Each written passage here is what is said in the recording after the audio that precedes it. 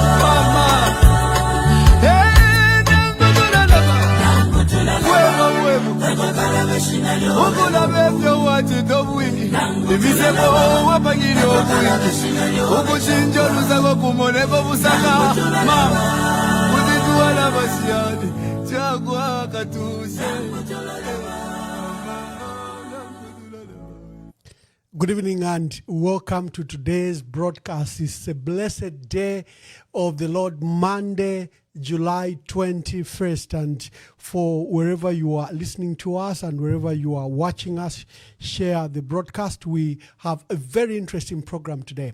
We are hosting the United ULP Chairperson and United Kwacha Alliance Chairperson, Honorable Sakwiba Sikota, former Member of Parliament for Livingstone for many years, a man, who's renowned in our country, is one of our senior politicians. He has seen it all. He was Vice President of the United Party for National Development in opposition, and he was a founder member with Honorable Anderson Mazoka. It is going to be an interesting debate. Let Honorable Sakwiba give you just who he is in this small clip. He was addressing University of Zambia students before I bring him on. And today we are discussing the United Front in the opposition. Is it possible? We have so far hosted on this program Honorable Binwa Mpundu, Honorable Harry Kalawa, and Honorable Fred Membe and Dr. Cosmas Msomali. So today we're privileged that we are hosting the ULP Chairperson, President, and UKA Chairperson, Honorable Sakwiba Sikota State Council. But this is what he says about himself. Just listen to this. I urge you to continue in this kind of fashion. I used to be in several committees whilst I was in Parliament. I was the chair of the Tourism Committee at one stage, chair of the Youth and Sports Committee at one stage, chair of the Health Committee at one stage, chair of the Energy Committee at one stage, and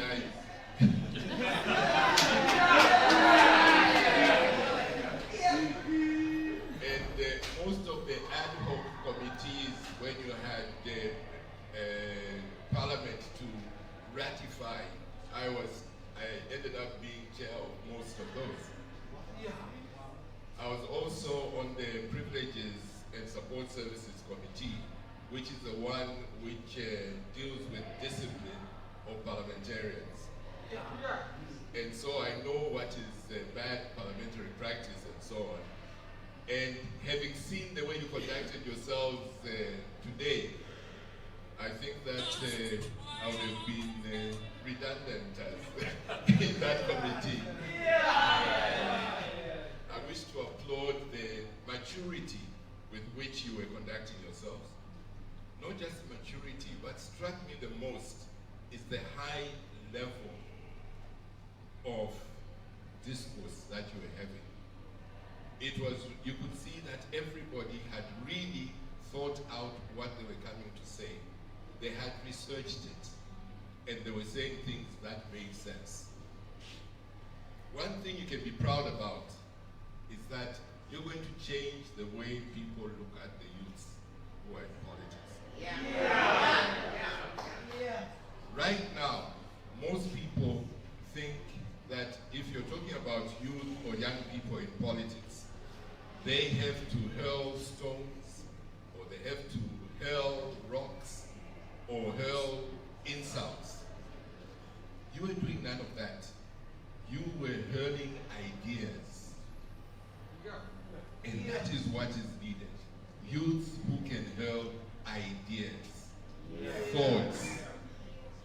People, youths who can hurl a better way of interacting with each other.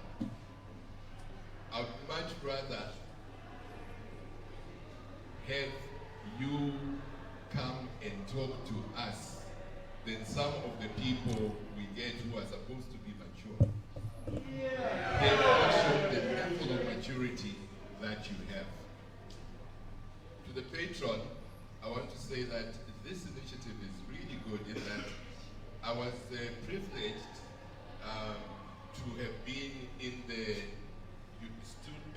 Students United Nations, which is held in Geneva, because luckily for me, I was privileged to have my father who was a diplomat, so I was in school there in Geneva. And that's where I cut my teeth in terms of being able to debate, in terms of being confident enough to stand before people and to talk. And so what you're doing now is having that opportunity to build up your confidence, to build up your self-belief. If I hadn't had that, perhaps I would never have been Member of Parliament for Livingston.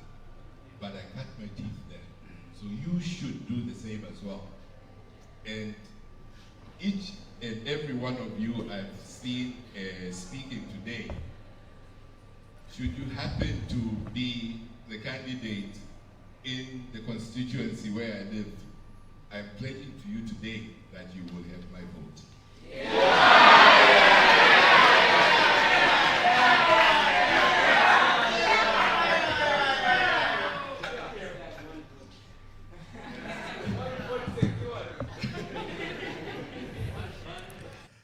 Awesome, awesome. Today we are hosting Honorable Sakwiba Sikota, State Council. Let me just bring him in. Honorable Sakwiba Sikota, welcome to today's broadcast, and thank you for sparing your time at short notice.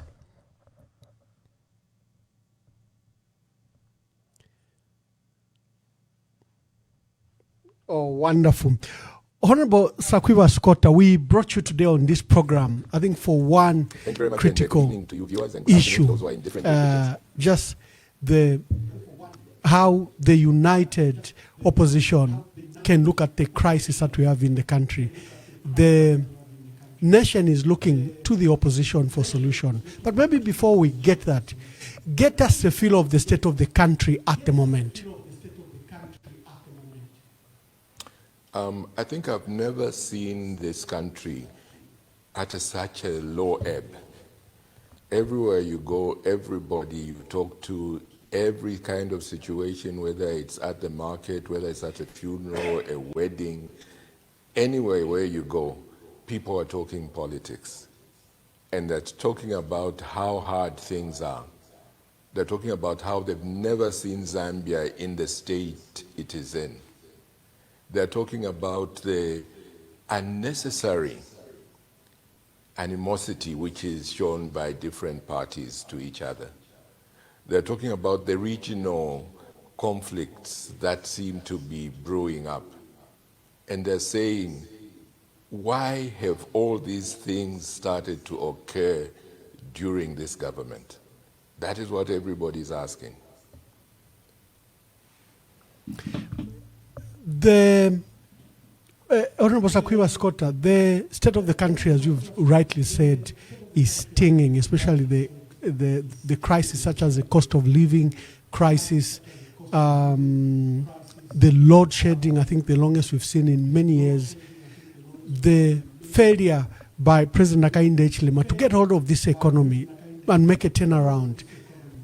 What do you think is a crisis? Is it a crisis of leadership, policies? Where do you finger point where the crisis is? Thank you. It's a combination of various things. It is a crisis of leadership. It is also a crisis of the policies. Crisis of leadership in the sense that you have people ruling this country who feel they know everything. And as a result, they don't listen to anybody. You have people who are in industry and who have been leaders in the economy, who were very happy with the candidature of the current president. And they thought that things would be going right. But to their dismay, when you talk to them now, they all say that the president now does not listen to them. He paid lip service to what they were saying before he went in. And if you noticed, during his campaigns, he would say yes to everything. If he was talking to the consumers, he would tell them that the price of mealie meal, he would bring it down.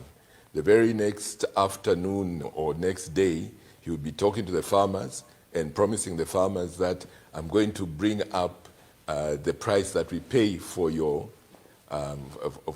maize. The two obviously are opposite, but for each group he talks to, they would be happy with what he has said. So he's somebody who will go out there and just say whatever he thinks you want to hear.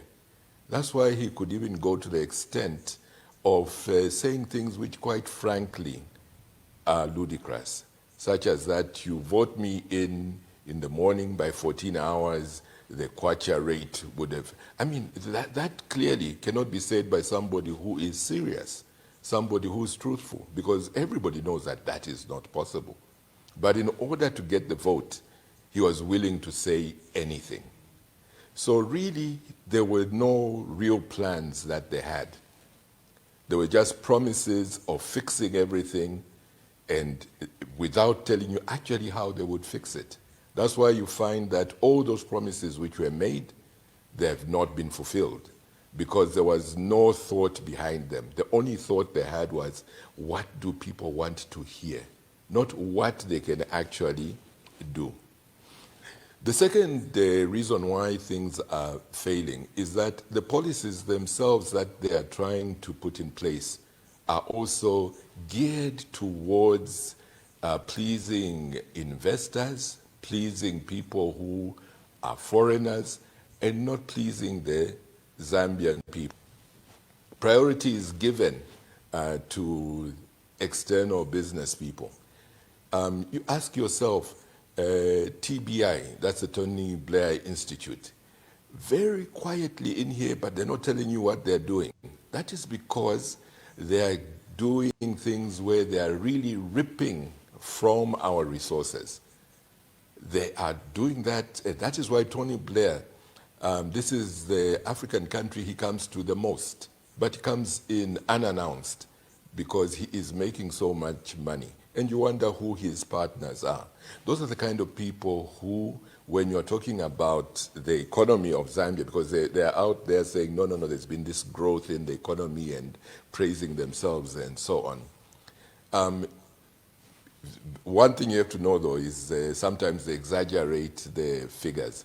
But let's say there has been this growth in the economy. The ordinary person is not feeling it. The only people who are gaining are like the mining companies and so on. So all those things about that GDP has gone up and so on, it may have gone up, but it is not coming down to the ordinary person. it is all going out to these business people and their partners. And so the policies are wrong in that they are not looking after the middle class, they're not looking after the lower classes and so forth. And then also there is a high level of corruption that is there, a terribly high level of corruption. And they are not willing to actually do anything about it. They had to be forced, for example, with this medical scandal that we have, they had to be forced by the American ambassador having to cry. It was so bad that he cried. That is when now they're trying to make it seem like they're doing something. But that is something that has been there for years. The American government told them about it about 3 years ago, but they did nothing until, out of pure frustration, the American ambassador had to actually cry. That's how bad it is that you're even making diplomats cry. That's how bad it is. The crisis of the UPND and President Hakainde Hichilema, you can fail to actually track them. You know, if it is not the constitution that blasts him for abrogating the constitution or in the constitutional amendments and directs him to abandon the process in parliament, it will be a scandal in the mining sector, in the agricultural sector, the medicine scandal. We now have this audio. I don't know if you had an opportunity to listen to this audio. Yes, I did have an opportunity. The audio for me gives me an insight in the workings of President Hakainde Hichilema. First, the extrajudicial and extra normal processes that is willing to jump just to get things done. Is that a normal type of leadership? What is the view of the opposition on matters like this? It's really, really very disheartening that we have a country where such a thing is exposed and the government does not take it seriously. Whether it is true or not true, the allegations are so serious that the head of state himself, who is mentioned in there, must come and face the Zambian people and address them on this issue. Sending his press people to make blanket denial that, oh, that's AI and so on, is not what should be done. He has to face the people. Now, turning to their allegation that that is AI, if they truly believe that, let them have that sent for professional analysis as to whether or not it is AI. And I am pretty sure that it is not AI, because AI has problems with the local languages, such as Bemba, for example. It is not something where it's got a sufficient sort of like programming and training in to be able to adequately make a realistic voice concoction. What makes it even more complex is that you have the person who is speaking also chewing and so on, making it even more complicated for AI to be able to do that. The other factor which is there is that with AI, a lot of times you'll find that there is no emotion in the words. AI has problems with putting in that emotion during the speaking. I'm sure, Emmanuel, you have seen this, is it Muzungu or Kazungu, Kamukomboni or something like that. I forget exactly what the name of the thing is, where they've got this white gentleman talking about Zambian politics, you can see that that is quite clearly AI, because you have this person and the body is absolutely still throughout the thing. It's just the head which is moving slightly and so on, and not in a very natural way. And then also, when you listen to the voice, there's no emotion in it. There's no inflections and so on, which would happen when naturally somebody is speaking. So you can easily tell that that thing is AI. But when you talk about this audio, there's so many inflections, and all the Bemba words are done perfectly. AI cannot do that. Cannot do that. And the person is chewing at the same time. AI has problems with putting in the breathing of somebody when they're breathing and talking. But you can hear that quite clearly in this audio. So, Chairman, when we received that audio, I think we took a great deal because of the gravity of the matters that have been discussed in that audio. We took a great deal to verify that it was not AI. We also took time to collaborate the information. I'll see there's a video of Honorable Robert Chabinga in an airlink. In the video, he's saying after he spoke to the president, after those 12 missed calls and 30 missed calls from the director of intelligence, he says when they finally told him, he finally went through, he said he would, jump on the plane. And he says, I'll jump even in economy, although I don't fly economy. Now there's a video that has emerged, he's in economy. And he talked about members of the PF that were on the plane that day. And you can see from the video, members of the PF, including the person he sat next to, Honorable Chanda Katoto, with the Luapula MP. So clearly, the video is real. It's gone through the scrutiny of test and verification. And like you said, if we had a serious government, the president himself will have addressed this matter. Whether he was going to dissociate himself from the plans that were revealed in this audio by Robert Chabinga and the cabinet minister. This matter is so serious, you can't trivialize and wish it away that it's an AI when you know the impact of even bilateral relations between Zambia and South Africa. We are seeing a leadership in crisis at every turn. Whether it's a cost of living crisis, whether it's a load shedding issue. You have load shedding, our people are load shedded, they are only given power for 4-5 hours, and for 19 hours they are load shedded. Businesses are collapsing. But this government keeps on exporting power to Botswana, to the DRC. They even have brought power traders. You see leadership in crisis after crisis. I think it comes down to a leadership crisis. My question to you, do you think there's an opportunity for President Hakainde Hichilema and his government to recover? Because our dear brother, Honorable Dr. Stumbeko Msokotwane, only has 1 year and one budget. Do you think they can recover from all this crisis? Or it has become inevitable that Zambians have to look to you, the opposition? before I come to that, I'd like to comment on one thing that you raised. That of the international repercussions of what has been said in that audio.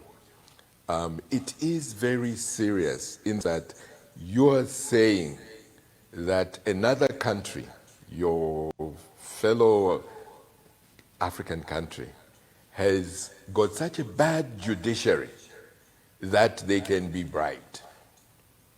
That's a very, very serious thing being said. And that one of the people in that audio is a minister of yours, and you're making those allegations. What does it do to our relations with South Africa? I'm pretty sure that the South African government is not happy. They may not have said anything because they would not like to escalate this more, but they've certainly taken note and said this is what the Zambian government is. Now, If the Zambian government is serious, even the leader of the opposition would make a statement in parliament about this, explaining this. Not wait for somebody to demand that they be a statement by the leader of the opposition, but for them to do it themselves, because it is serious. And that brings us to the fact that this is not a serious government. That will not be done. And so these kind of mistakes will carry on happening. It's not only on the political front, but also on the economic front that they're making these problems. Like you were stating, exporting power whilst we are load shedding. You know, earlier on when they took away our strategic reserve maize and we didn't have enough. When they're giving away the taxes that we were getting from the mines, and now they say that they want to borrow $1 billion locally. But at the same time as them saying that we've got a $1 billion deficit, they want to bring in unnecessary expenses of creating 80 new seats in parliament and what that would entail in cost. And then you're telling people like the resident doctors, we don't have enough money for you. So the quality of our health services goes down if you're not going to be able to have sufficient resident doctors, or resident doctors who are not happy because they are not being paid sufficiently or paid at all. That affects the ordinary person in the street. You have people being laid off in their jobs, so there's not enough jobs for people. I was at the university just yesterday. Not that clip you were showing. I went back again. Just yesterday I was with them. And you have situations where they are not sure whether when they graduate, they will get jobs. Because it doesn't look like this government is creating that situation. You have everybody where the next meal will come from. So for Minister Musokotwani, he doesn't have enough time to turn this around. And that is the reason why you even hear the president himself telling people, please be patient, give us another 3 years. He's on record as saying that, because he does recognize that within this year, they will not be able to. That is what leads to the desperation they have. Now, what you need is people who are focused on making things better for the Zambian people. And I believe that there are a lot of good people in the opposition who have that focus of not themselves, but the people of Zambia. That is their focus, and making life better for those ordinary people in the street. So I think that the Zambians don't need to think that there is no hope. There is the opposition which has that. That brings me, before I now delve into how it is possible for the opposition to work together and what mechanisms are available before you.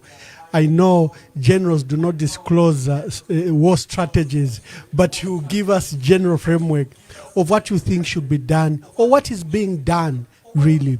So before we transition to that topic, we just lost the late president, Zambia's 6th president, Dr. Edgar Chagwa Lungu. He was close to you from the profession and also in politics. We lost him on 5th June. He hasn't been put to rest because of the current standoff between the state, President Hakainde Hichilema, and the family. Just speak to the loss of the late president, how you took it, maybe probably use the opportunity to pass your condolences, and also just give us some insights of you and President Edgar Chagwa Lungu. Thank you for that. Certainly, I would like to again pass my condolences to Esther and the family. and also to President Lungu's political family, that is the PF, and generally the opposition, because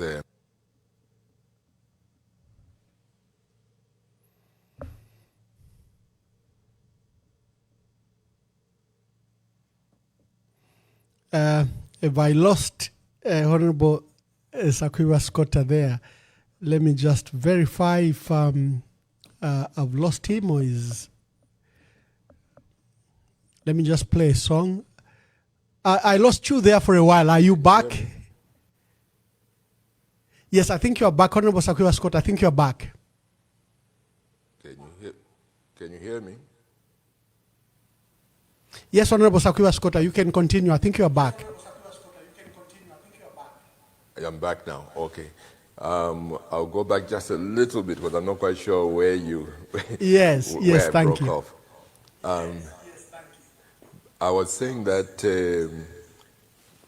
apart from condolences to Mama Esther and the family, also condolences to his political family, which is the Patriotic Front, and also generally to the opposition, and generally to the nation as well.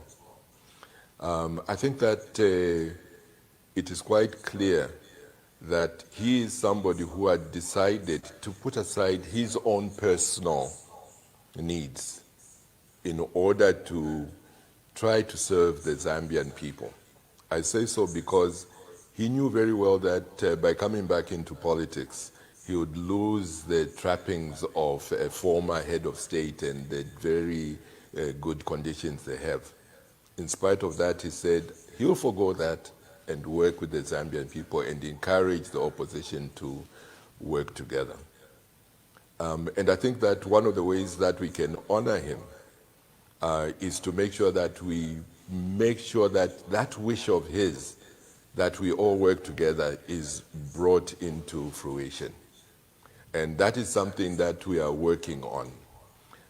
Just this afternoon, I was talking to various of our colleagues, and they are all of the view that we must hasten this issue of working together. One of the things that the Zambian people are demanding are that we should put aside our individual desires and ambitions and make our only desire that of serving the Zambian people and rallying behind a single candidate. I think that I can confidently tell the Zambian people that on the question of presenting you with a candidate who will be the flag bearer for the opposition, that is the progressive opposition, we are going to do that, and it will not take us, we'll do so before the end of August. That is an assurance that you have. There are certain things that are being put in place, procedures and processes that we're going through, and that announcement will be made. So the Zambian people can be rest assured that we are listening to them and we're going to do as they've demanded. Of course, there are some in the opposition who may not be listening to the Zambian people, who may attempt to go solo. It's their right. It's their right.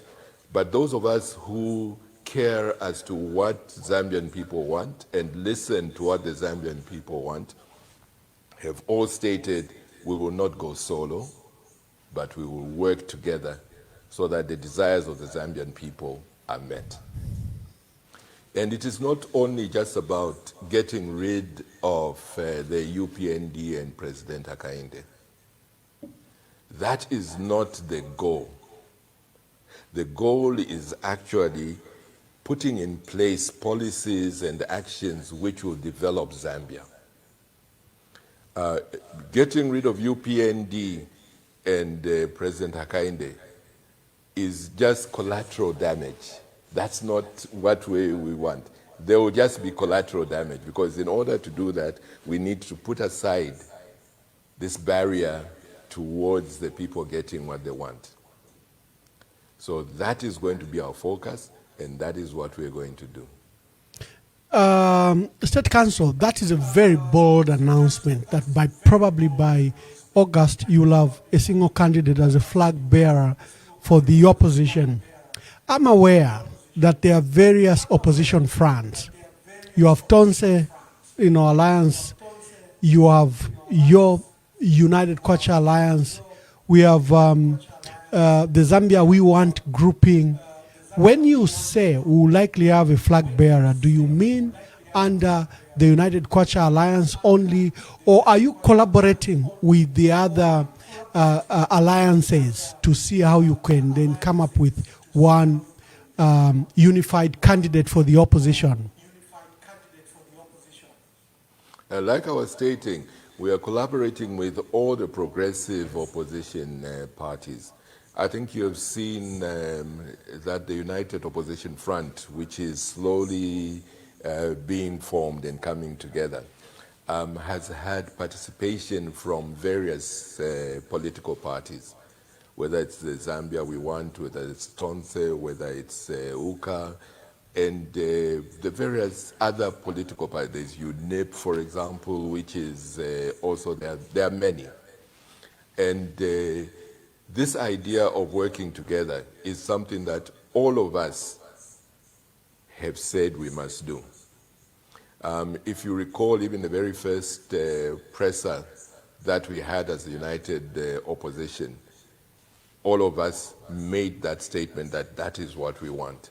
I don't think there's any one of us who has said that we do not want to carry on with what we started. If any feel that way, they will tell you that they want to go solo. And I'm pretty sure the Zambian people will say, if you're going solo, it's exactly that. You'll be solo and not with us. The Zambian people are going to be with the group that is working together. When I hosted your other colleagues, Honorable Fred Membe, Dr. Cosmos Musumali, when I hosted Binwa Mpundu with his Ichaba Iche, when I hosted Honorable Harry Kalaba, from the callers, and you probably see when you open the lines at the hour, at the top of the hour, the concerns by Zambians. What should bring you together? Do you have a common framework of policies, for example, in health, education, on infrastructure? Are you also, other than just a candidate, are you also discussing deeper things like some unified basic policies? What should bring you together? Is, the UPND accuses the opposition of just that what brings them together is just the hate for Hakainde Hichilema, uses such a strong term. You have seen him even when you were speaking to Isaac Mwanza and the group of civil society. He lamented that everything he does is severely opposed by the opposition because they don't like him. Even made attribution, like maybe because of his tribe, something that was very unfortunate. But he says he's fought and that we didn't fight this severe, the other 6 presidents. We seem to have exclusive fight for him because he said he's a pariah. Is the opposition coming together because we have a pariah in State House? Is the opposition coming together for maybe a bigger purpose? Maybe speak to that. No, thank you very much for that. When you ask me that question, it reminds me of what President Kaunda said, late President Kaunda. And as you know, he's somebody who had been in politics for so long, from the time he was very young in age. And he has met all kinds of different politicians in all kinds of different situations. And there's an interview where he is asked to assess what he thinks about Zambia and its leaders. And he only picks out one person as being the one he's afraid of in terms of keeping the unity of the country together. I think you've all seen that. So what made Dr. Kaunda do that? I don't think you can say that Dr. Kaunda hated Tongas. He had Honorable Mainza Chona as his deputy for a very, very long time. He had Kebi Musokotwani as his a deputy for a long time. So clearly, he was seeing something which perhaps the other Zambian people are now seeing. So it is not because of his tribe. It's because of the things he does.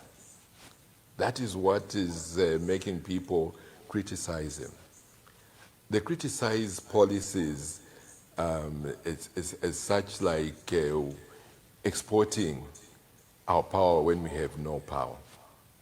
They criticize the insensitivity of when people say that the load shedding is getting to them, telling them, why don't you get yourself solar inverters? It's like Marie Antoinette telling poor people in France when they say there's no bread to say, why don't you buy cake? It's equivalent to that, to tell the ordinary Zambian that don't worry about load shedding, just get yourself a solar inverter. Go and buy cake. It is that kind of attitude which makes the people of Zambia say, this is not the right person to be there. The lack of empathy. You have people in Mufumbwe who are killed by the police. And then you start talking about they shouldn't be doing that because they're illegal and so on. You have created a situation where people have got no jobs. They either will have to rob people or find some means of just making a living. Instead of saying, we're going to make the situation in those mining areas such that they can safely mine and so forth, you send in your people and deaths occur. And when that happens, you're so cold in the way that you address them. You even have one of your heads of media talking about that, asking, do you want us, just because people have got no food, to let them mine illegally? That is cold. That is heartless. You know, those are the kind of things that he and his party should sit back and reflect on. That is the reason why the Zambian people are going to get rid of them next year. The lack of empathy. Even on the issue of the late president, this insistence of wanting the body against the wishes of the family, that coldness of a family is in mourning and you start a campaign of vilifying the late president, of vilifying the family which is in mourning. That is cold. You know, it sends shivers down my spine. That how can somebody be so cold? And to them, that is normal. They even go out and start talking about in African culture, the dead, this and that. In African culture, you do not send your lieutenants to start, whether it's in parliament and everywhere else, talking the way they do about the late president. You do not torture a mourning family in African culture. Let us get a little bit of empathy. Indeed, indeed, let's have some form of empathy. Let us have some form of sympathy. African values demand it, but we've seen some of the worst vilified campaigns I've ever seen, you know, driven by the state against a family. Whatever the interest was, I think that was totally inhuman, totally against the spirit of Ubuntu, totally against our African principles. and it shatters me. Members of the audience, you'll have an opportunity to ask Honorable Sakwiba Sikota any question relating to the opposition presenting a candidate as a united front. My line is open. You can call on this number. You can see it is 0973078082. It's on WhatsApp. You can call and we'll listen to you and your proposals and your questions to Honorable Sakwiba Sikota. Honorable Sikota, the issue of policies, I asked, I think you haven't attended to it, of what's bringing you together. Have you discussed unity of purpose? Maybe you take my question with this other question that is coming from a caller.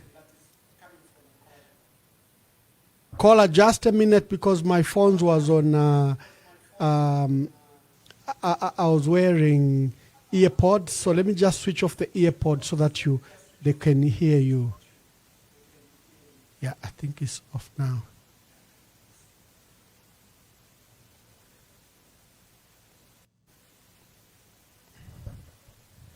Caller, good evening. Please tell us your name and where you are calling us from.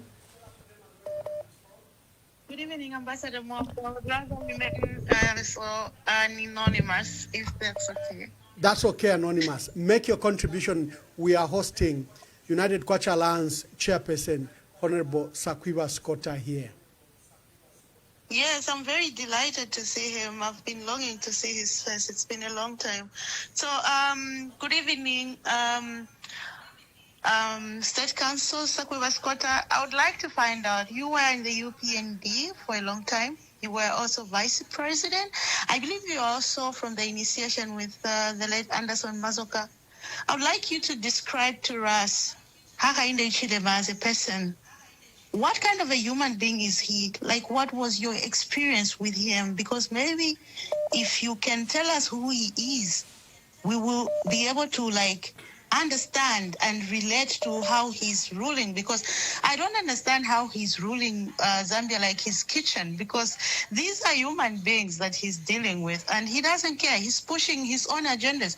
The Bill 7s, he doesn't care about development. He doesn't care about the economy. He says that he's an economy. That was his gospel. But now we don't see him talking about the economy anymore. The only thing he talks about, he's crying about the constitution, which he breaks every day. He breaks our constitution. He's ripping it off. He doesn't care about what the Zambians say. He doesn't care. He swore to protect this thing, and he's just doing his own things. I want to know, what kind of a person is Hakainde Hichilema on a personal level for somebody like you? Thank you. Thank you. Good evening. Please tell us your name and where you're calling us from. Yeah, good evening, Ambassador Mwamba. Good evening. Yeah, and good evening, Honorable Sakwiba Sikota. Thank you. He can hear you. Good yeah, evening. it's good to have you. And my name is Patrick Chilufya, and I'm calling from the UK. Just to introduce myself a bit, Ambassador Mwamba knows me. Honorable Sikota, I was one of the people in the diaspora who came together and ushered in, who helped HH ushered into power. And I'm also one of the few Zambians, most Zambians in the diaspora, who are now saying this is not the man we supported, because he's made a 360 degrees U-turn against all the things we agreed upon, the principles, you know, the 10-point plan and everything. So we are so sorry, and we have to rectify our mistake. And we're praying that the united opposition front becomes a reality. Because the way Zambia is at the moment, another 5 years we are doomed. And we are looking, all Zambians, Honorable Sakwiba, I was in Zambia in November last year. And because I'm writing a book, and one of the chapters in that book is about Zambia. So I've been researching, and so I traveled from Livingstone up to the end of Northwestern Province. Zambians are saying we need a strong opposition because we need a vehicle to remove this government. We cannot live in a country where we are gunned. And other people like me who lived a bit in UNIP, we are saying we cannot go back to one-party state. You know, where you were scared who is standing on your left. You know, and not only that, under Kaunda, we were united. There was a unity of purpose, one Zambia, one nation. In this government, there is not even unit. So Zambia is in a terrible situation. The audio is so embarrassing. I've had friends calling me from South Africa. I lived in South Africa for 10 years. So I've got a lot of friends I worked with at BP, at Castro. They are saying, what's wrong with Zambia now? One of them was telling me, you guys, are you exporting corruption and confusion to other countries now, to your neighboring countries? Can you believe it? But anyway, let me move on. You are right, Honorable Sakwiba. The biggest problem Zambia is facing now is that of leadership. And this is why I'm writing a book on leadership. And corruption, Honorable Sakwiba, is a symptom of bad leadership. So there's no way the president can run away from the corruption because the buck stops at him. So, Sakwiba, what are you going to do about this demon called corruption? How are you going to deal with it? Because Sakwiba, HH knew about corruption in the Ministry of Health. And when Sata was president, he wrote to him around 2012, 2013, to say you should fire Sylvia Masewo and Winter Kavimba because they are corrupt. And he appointed Sylvia Masewo, the same person he said was corrupt, to be in a ministry that has been used as a cash cow for corrupt people. You remember Dr. Bulaya was jailed in 2008, Kapoko was jailed, but he goes and he knew that there's corruption. How come he never resolved that issue? What is a united front? What are you going to do? Because corruption is robbing Zambians, medicine, jobs, everything. And then, what is your passion for Zambia? Thank you, Chilufya, from the United Kingdom. Let me just finish the last one. Yeah. And then, Sakwiba, all Zambians are talking about it, especially the Copper Belt and the Northwestern Province, about our minerals. Look at Mufumbwe. Zambia, I've done my research, Sakwiba. No nation has developed without harnessing or leveraging their God-given resources to the benefits of their people. If you remember, Kaunda developed Zambia after taking control of the minerals. You remember the 51% he got in 1969. That's how we built Tazara and everything. But us, we are selling out our minerals. Look at Mopani. It was given to their friends. Everybody knows about it. What are you going to do? Because Zambians are saying we wanted the next thing in the next election is minerals. We want to control. They are not saying we need to grab, we need to nationalize, but we need to control. Because we've tried everything. If we say, let's tax them on sales, they transfer price. Let's tax them on royalties, they cook the production. And you remember Mwanawasa and Mangande said, let's introduce windfall tax. And it was going to bring billions and billions. What happened? Musokotwane stopped it. So what is what do you think about that? What are you going to do about our mineral resources? And lastly, microeconomic gains are not translated to low cost of living, food on the table. What is the new United Front is going to do about this issue? I rest my case. Thank you, Chilufya, from the United Kingdom. We have another caller. Caller, please tell us your name and where you are calling us from. Yeah, thank you very much. I'll keep my name anonymous. Yes, anonymous. Make your contributions. Thanks very much, firstly, Ambassador Imamo. thank very much Ambassador Emmanuel for the platform. State Council Sakwiba Sikota, greetings, and thank you for making plain the need that we have as a nation. For me, we clearly need a leadership shift, and urgently so, and 2026, by God's grace, is here. Now, State, I think we've been hearing about procedures and processes from the time Uka start, and our challenge is growing bigger and bigger. We thank God that you said by August, but August is in a few weeks' time. Please, we ask you as leaders to be able to deal with these procedures and processes very quickly and agree on the leader that will be the front runner for the opposition. We need that urgently. I rest my case. Thank you very much, State Council. Let me just take two more calls. The phones are buzzing, but let me just take two more calls and then you give us an opportunity to answer. Good evening. Please tell us your name and where you are calling us from. Good afternoon, Ambassador. I'd rather remain anonymous. Please make your contributions. Thank you.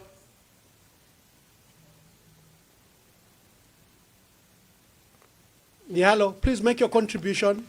Can't hear. Okay, Ambassador Mwamba. Good evening. I'd rather remain anonymous. Yeah, we've gotten that. Thank you very much. Make your contribution. Yes. Okay, so my contribution is going to the United Front that's coming up so that we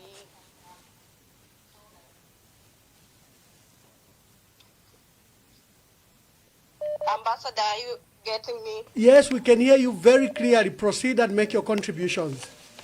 Okay, good evening, State Council. So my contribution is to the opposition that we have right now. State Council, we have seen the government that we have at the moment, and we cannot go on with this sort of government anymore. People who are willing to fight something that is not necessary. When a lot of people are going without food, we have a lot of other issues, and then you have a government that's willing to go and corrupt people in another nation. First of all, that's making the bilateral relationship with South Africa to be at stake, and we wouldn't want a government like that. So this message is going to the United Front that we want to go against the UPND next year.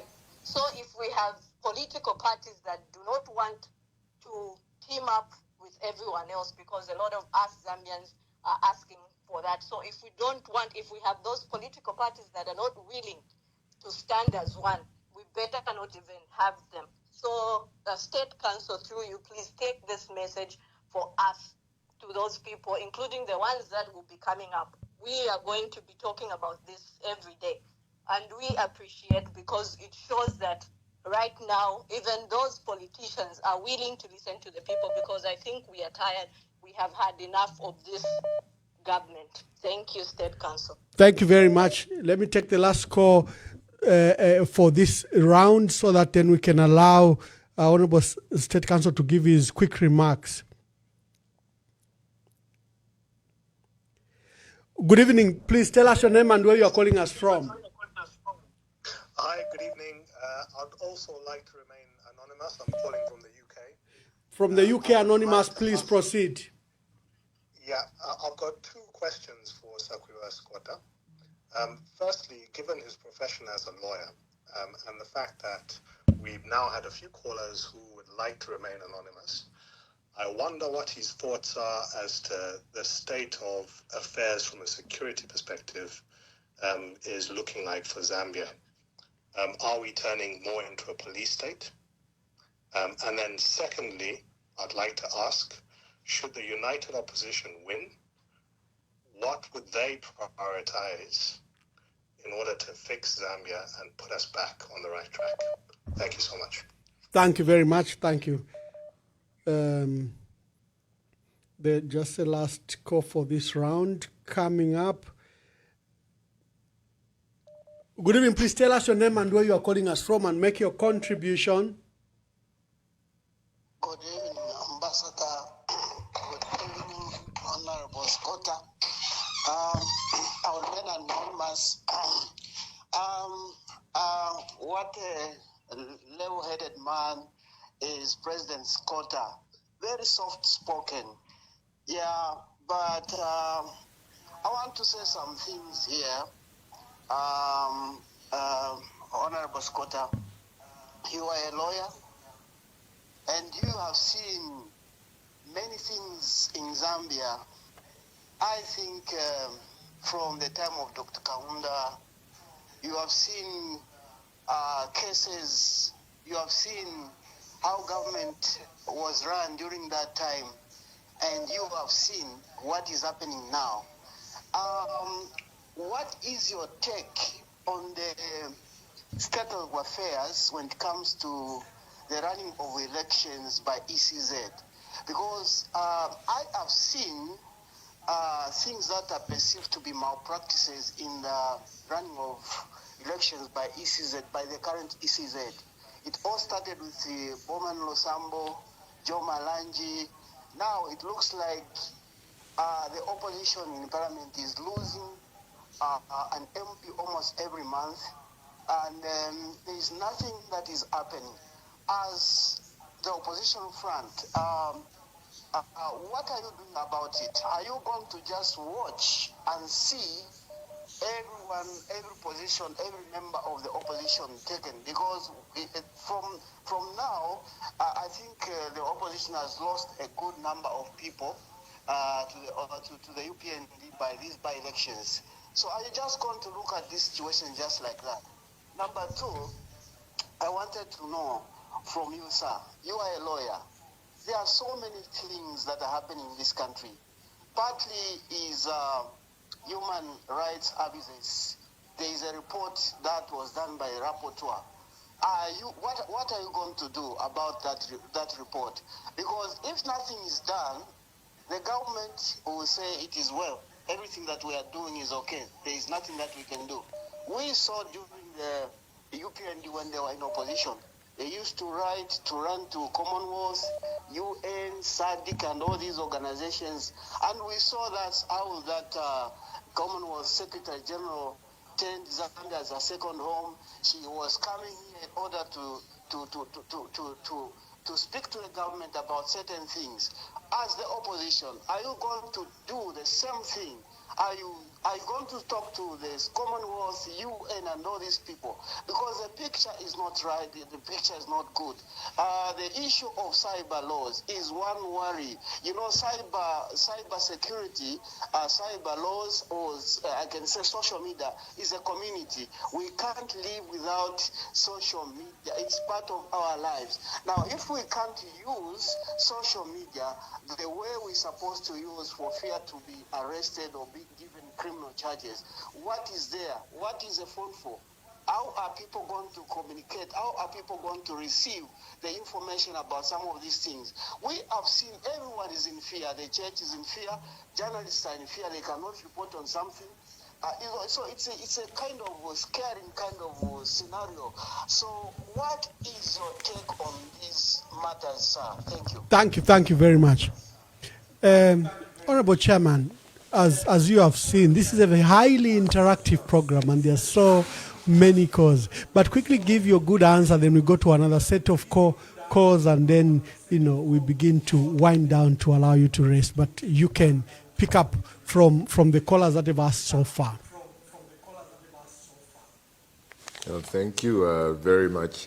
We don't need to wind down for me to rest. There is no rest that we can have as people serving the people of Zambia. Thank you. Thank you for giving me some more time. Yeah. There was the question which was raised by Anne. I'm calling her Anne, shortening anonymous to Anne, by Anne, the first Anne. And I think that it does tie in also with some of the things that Patrick from the UK was asking. You have to understand that President Hakainde is somebody who did not have any history of wanting to serve people. He was not in politics at any level, and he was not a member of the Rotary Club or of the Lions or JCs. He doesn't have a history of serving the people. He's just got a history of being in business and making money for himself and his friends. That is his history. So it's not surprising that now that he has got political power, it is not the people that he is serving, but he is, again, serving his friends who are now making very good money, getting into partnership with all kinds of international companies and so forth. So the background of somebody and what they've done in life tells you what they will continue doing. That is why you need people who have got a background of having served people, of having served not just for themselves. And so that perhaps explains to you and as to what President Hakainde is. Now, let me try to get to these questions. Patrick was saying that he hopes that the United Opposition Front becomes a reality. It is a reality, but what we need to do is this reality must present to the Zambian people what its policies are and who the flag bearer is. So that goes to the question that I had not answered earlier on. Yes, yes. If you recall, I said that we are putting in place certain things.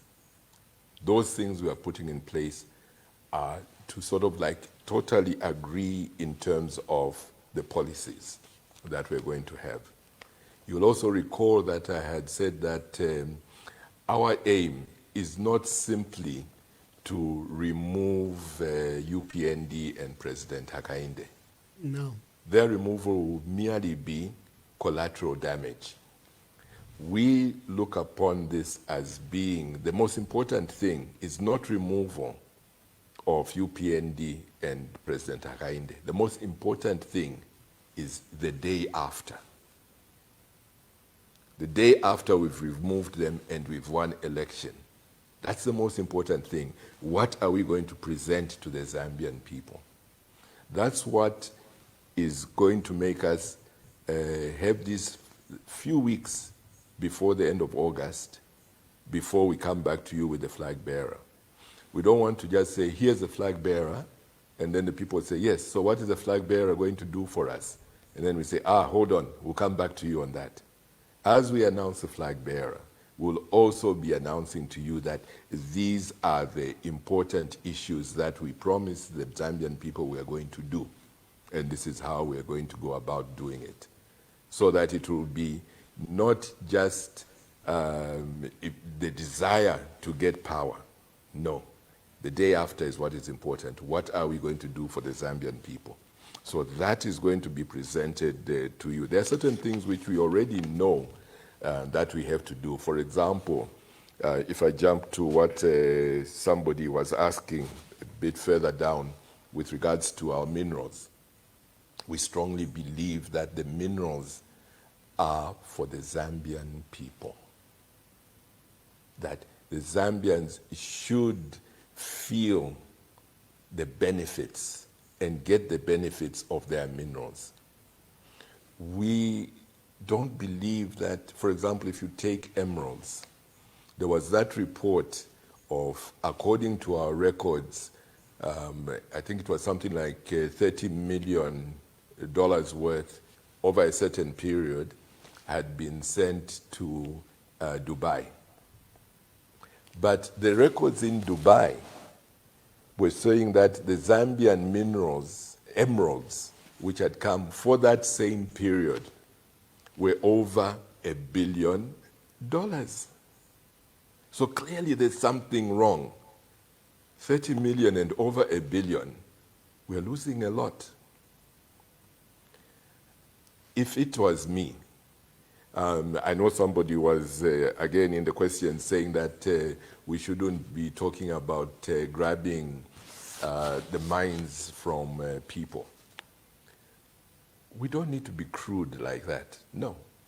With emeralds, for example, I would give notice to the people who have got emerald mines that in 6 months' time, we are going to evaluate all the emerald mines which are there, and those which are not making profit and making losses, those ones we will take them.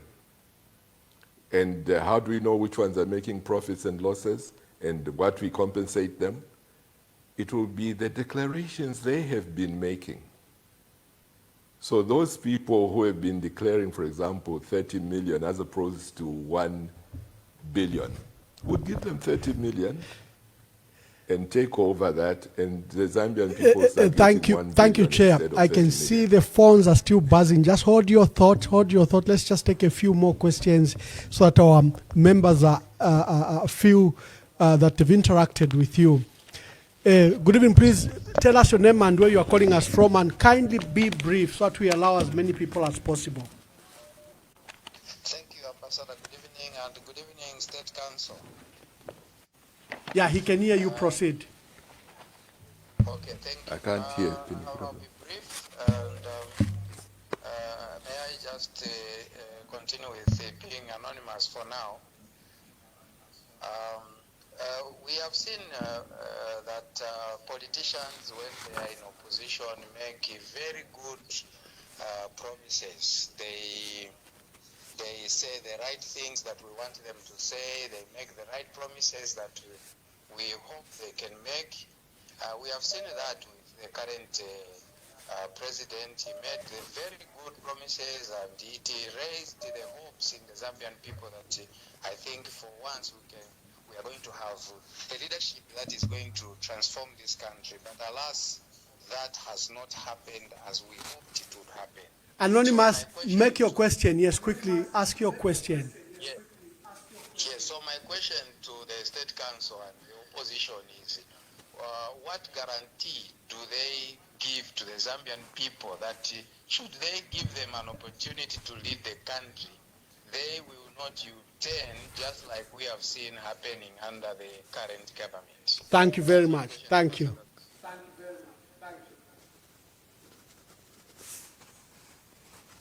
Good evening. Please tell us your name and where you are calling us from.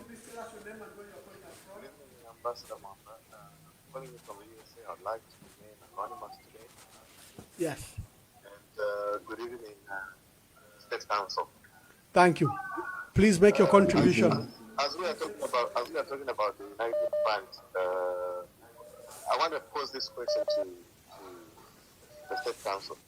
What is your thought about the young people? In whatever discussions we are having as various political parties, where do you place the young people? Because the young people play a very cardinal role. We already have seen young people's movement that has come up, and the young people are this time demanding a place on the table of decision making. So what is your thought about the inclusion of young people? Thank you very much. Thank you very much.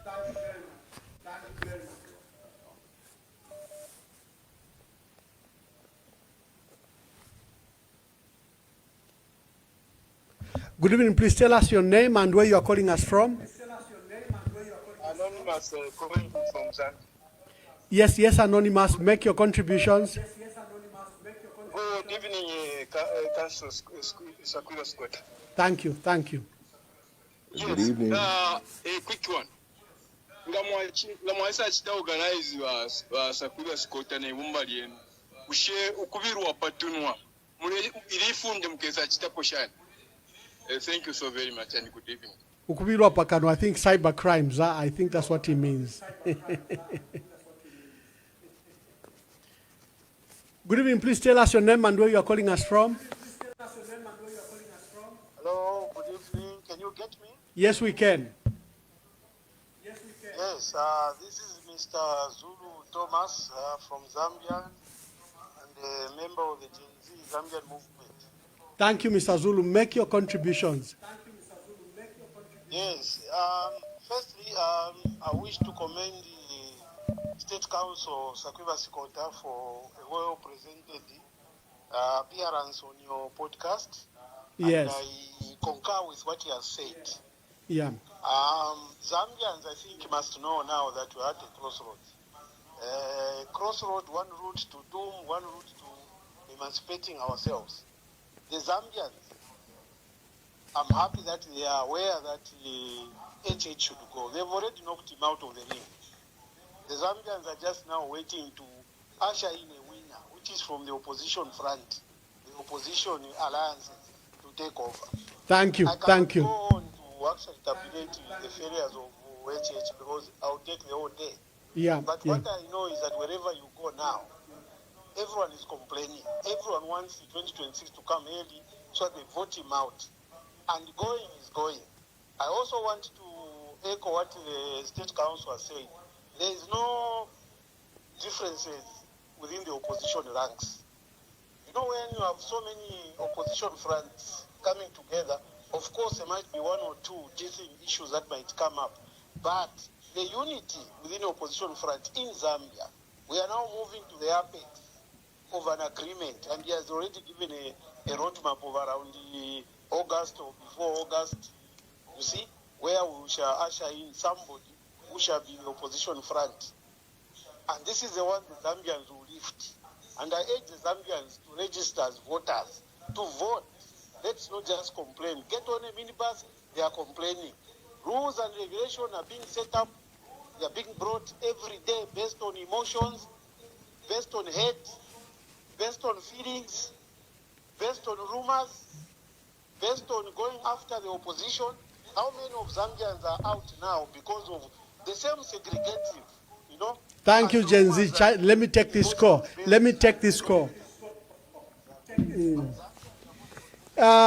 SG, I think.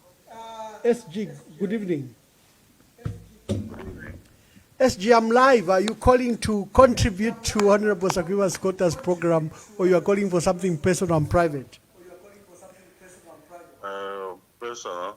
Oh. I don't know what your subject is, but I'm hosting. I'll wait. Okay, I'm hosting Honorable Sakwiba Sikota. You can just greet him, and then yeah. Okay, yeah. Good evening, State Council, but we'll talk later, isn't it? Okay. No, I thought you were calling to contribute. Thank you very much, SG. Raphael Nakachinda. Good evening, SG. Yeah. Good evening. Please tell us your name and where you are calling us from. Good evening, Ambassador Mwamba. I'd rather remain anonymous like most people. Yes, we know. So unfortunate. You are protected. Please make your contributions. Thank you very much. I've got two questions for Sakwiba Sikota. The first one, I know we all Zambians want to have a united opposition, but what I will ask mainly pertains to UKA. So, Dr. Sikota, I'd like to find out what you as UKA think about the current composition of the ECZ, and do you have any concerns considering the composition of the ECZ, as in, do you think they'll give us free and fair elections next year? And my next question is, what measures does UKA propose to ensure transparency and fairness in the electoral process, given the current ECZ's role in managing the elections and looking at the composition that we've got. Thank you. That question, Chairman, is not going away. Can ECZ deliver a free and fair election? That question is just not going out. People are very, very concerned about that. Good evening. Please tell us your name and where you are calling us from. Ambassador, State Council. Good evening. And this is Alfred from within Saka. Yes, Alfred. Just two contributions, Ambassador. As a citizen of this country, I'm really worried about the bill. Mm-hmm. And if he is capable of attempting to bribe the foreign judges, what was he appoints? And what about those he is able to fire and to hire? I am very concerned and very worried about that. And every time we are citizens that we have got a bad leader whom we need to get rid of before he messes us up further. We can't have one person messing the country up like this. Have you seen men anonymous? There's fear in people. There's so fear people speak. They can't disclose who they are. You know, we need to get rid of this leader before he messes this country any further, please. Thank you so much. Thank you very much. The cyber laws have brought a blanket of fear on our people, and our people are very, very concerned. Hello, good evening. Please tell us your name and where you are calling us from and make a quick contribution.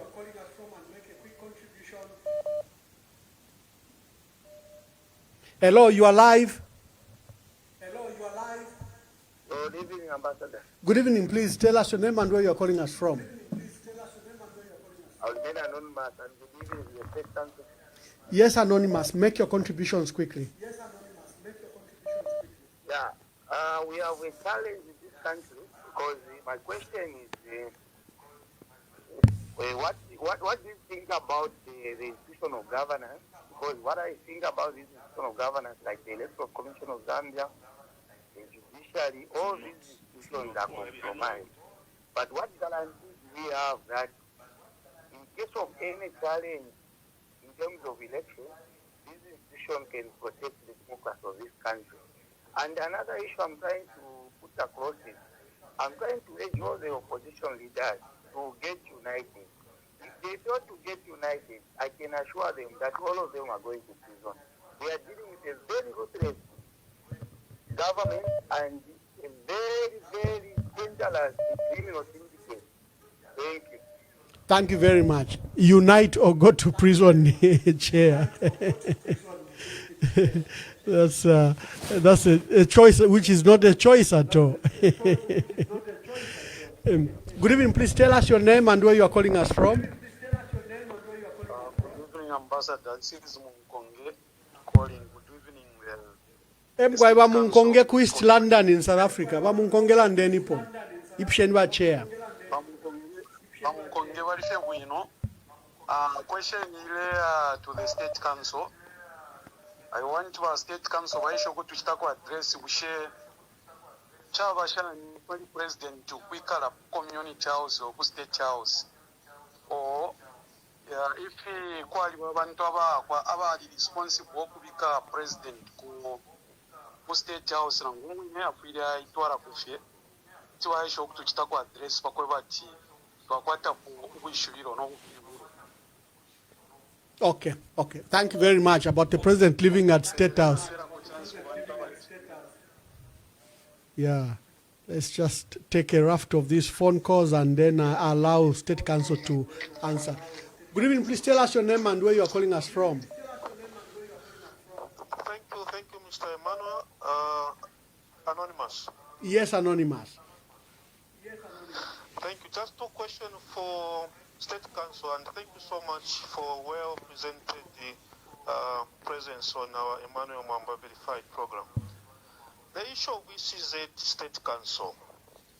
How safe are we that we are going to have fair and free election, and what are we doing about this is it. So far, the happenings don't assure us confidence going forward. But we need a comment on that. Secondly, the issue of our constitution. What would be your comment regarding our constitution in its current state? Does it safeguard the freedoms and rights of our people? Bearing in mind that it appears the president has too much powers. Do we think of looking at this so that our institutions that safeguards the freedoms of the people are safeguarded and the presidency power is controlled to some extent? Because there lies a problem. Thank you. Thank you very much. Thank you very much. Chair, we brought you to the boiling pot here. We call it a boiling pot because it's so interactive with our people from across the world. Please tell us your name and where you are calling us from and make your contributions. Good evening, Ambassador. Good evening. Please ask your question to Honorable Sakwiba Sikota, State Council, or make your contribution. Yeah, it's not a question as such. I think I probably would just want to find out from the barrister. But Sakwiba, why have we found ourselves in this position? If you look, people have been calling, and majority are saying, I would want to remain anonymous. Why? Thank you very much. Thank you very much. The right call to Honorable Sakwiba Sikota. He's seen many governments. He's seen dictatorship and democracy. He's able to answer that question. He will answer it. Good evening. Please tell us your name and where you are calling us from. Good evening. Anonymous. Yes, anonymous. Okay. One question. I have two questions from the State Council. Number one, why me? What's their position up to now? It's a State Council this man. Why me? Why me? Okay. The other one, second question, what about the audio video today? As a council, the president linking with that video, we need to get proper actions, not talking. Why may have disappeared? No action. Can't you go to court, make something so that we know? We don't have to delay the sana abantu. We are not moving. We are just talking. We are about to reach 2026. All seats they are taking, talking to actions. Where is our needs? Those are the way to stand so that people can see. Thank you very much. We have two people officially missing. Why me? Francis Kapwepe was abducted from South Africa, and the Chingola businessman Tony Konga Sakashenda, who's been missing since January. They want an answer from you, and they say, can you take an action? Good evening. Please tell us your name and where you are calling us from. Good evening, Ambassador. I think I would prefer to be anonymous as well. Anonymous, make your contribution or ask question to Honorable Sakwiba Sikota. Okay, thank you very much. Honorable Sakwiba Sikota, I think for me the two issues. The first one has to do with the events that have taken place, and I would like to know if you think that these are good grounds for a honorable president to resign. Number one, there was an issue of Bill 7, which was done in a way that was unconstitutional, and the Constitutional Court ruled in that regard. And then there was an issue of the cyber laws that Laz has taken back to court, that the third reading was not done in Parliament. Then there was an issue of suing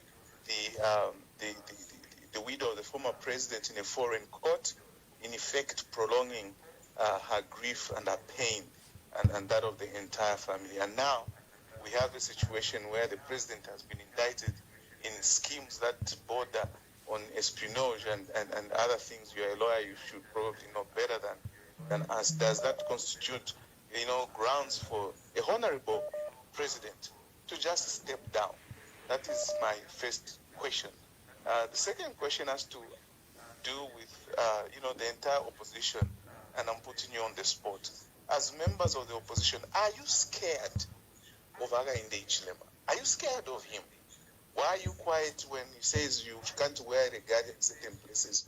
Why is it quiet from you people? Are you scared of him? Or what are you going to do? Are you scared of him when he grabs this parliamentary? So right now we can see it in real time, them going for Bino Mpundu. Why is the opposition, I don't know if it's disintegrated or what, are you scared of him? Are you scared to speak up or stand up and tell him? Is there some fear? Is there something that you know about this person that when he keeps doing these things, the opposition is quiet? Thank you. Thank you very much, Anonymous. The infractions and mistakes and acts of corruption should be resigned. To why is the opposition quiet? Now let me promise my guest 5 last calls, and we give him 15 minutes to wind up, answer and wind up. Good evening. Please tell us your name and tell us where you are calling us from. Yes, please. My name is Bruce. I'm calling from United Kingdom. Good evening, Ambassador, and also good evening to State Council. Thank you, Bruce. Make your contribution or your question. Yes, please. The question which I want to ask Ambassador Mwamba is that I've got 2 questions I want to ask. Why is it that each time we change the government, we change the constitution of Zambia? Why can't we have the constitution which can stand the test of time? Then why is it that each and every time the government is changed, everything within the departments, they change according to someone's suit governance? These are things which we need to ask the Zambian people to maybe to amend the constitution, or maybe we put the constitution set of time. The another number 2 question I want to ask is that since our president is staying in Community House, what will happen when the government changes? Is it going to refund the taxpayers' money which has been spent on him staying in that side? What happens to the State House? Thank you very much for those 2 key questions. Let's take some more questions. So now 4 more questions I've taken. Good evening. Please tell us your name and where you are calling us from.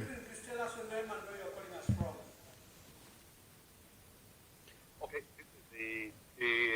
this one is from Australia. Yes. Tell us your name and where you are calling us from. Kapwimbi. Thank you very much for hosting me and the State Council, Sakwiba. Greetings to you. I've got a very, very this is going to be short. There's something that I want to talk about that is it is short. So this refers to actually my brother that is there, Ambassador Mwamba, my brother. There's something that I've been noticing on the media today that has become one of the hottest wanted persons on Interpol list. So, Nomba, if I heard you as a State Council, the biggest person that is there, if I heard Batangwa as the biggest person, people from the Constitutional Court, you have to go to the police, it has to go to the force headquarters, it has to go through so many channels. How long is that going to take to reach me who's sitting out here? So the thing is that now within 24 hours, under 24 hours, if people are able to draft this, put it through, make him the hottest person, it means we've got people behind it from the state. This is the kind of thing that we don't want to see in future. I know the man is sitting on a boiling pot, he's in Livingstone, Zambia in the sun. But the problem is that our elder, Takateka, and funny enough, 6-8 weeks ago, Bamwamba said, I don't know why people call him Kasongo. He runs like a V8 without even looking at the danger in front of him. He just goes anywhere. So that one, you can talk about it. And then the last one is the corruption that has been happening. There is a tendency to make us forget about all this corruption that is happening. We had a big issue that happened up north Kosi AR, Ikama Hospital. army and what. Yes, we are happy they are building a barracks in Talala or something like that. Are you going to bring up that so that we put these guys to account? When an opera, I don't want to go wrong because every day they are arresting people. You know, the young man Chris is in, study is in, everyone is just going in. It doesn't make sense. There's an opera, Bakala. Thank you very much. Kafumbi from Australia. Thank you. I'm remaining now with 2. I think I've taken 3. I'm remaining with 2 to allow State Council to answer.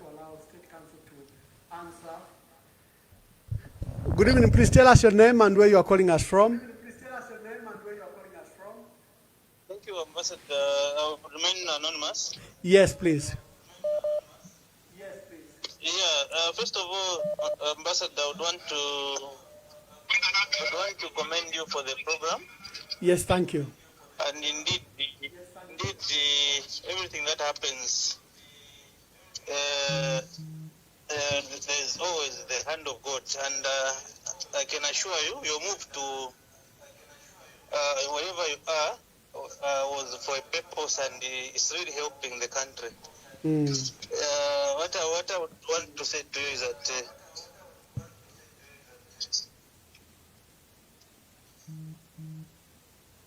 yes, sir. Yes, sir.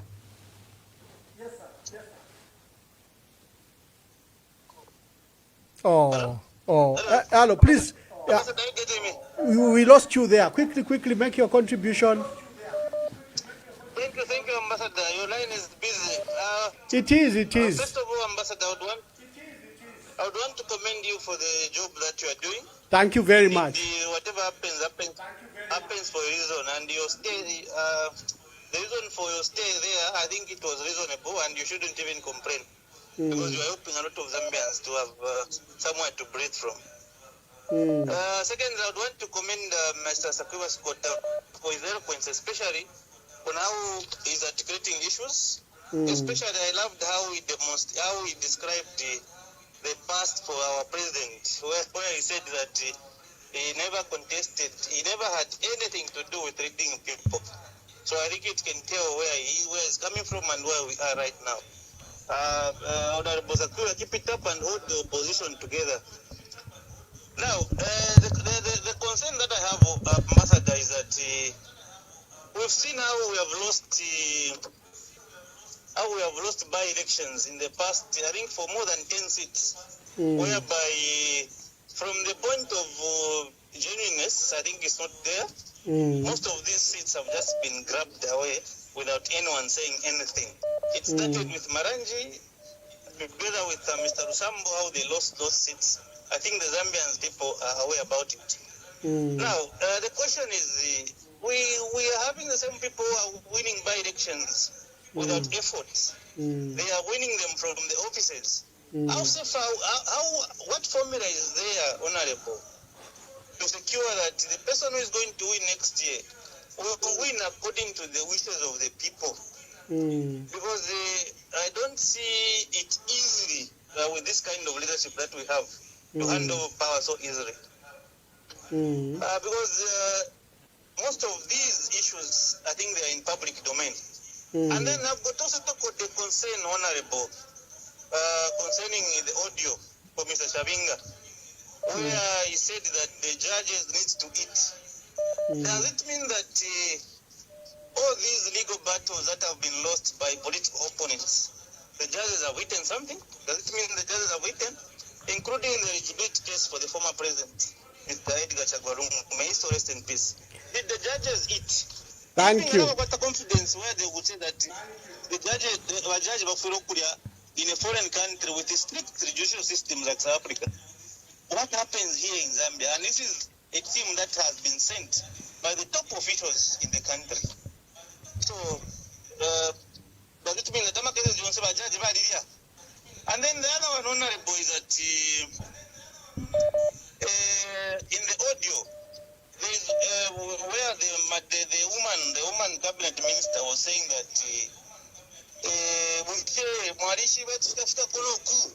now what is Mwarishibe?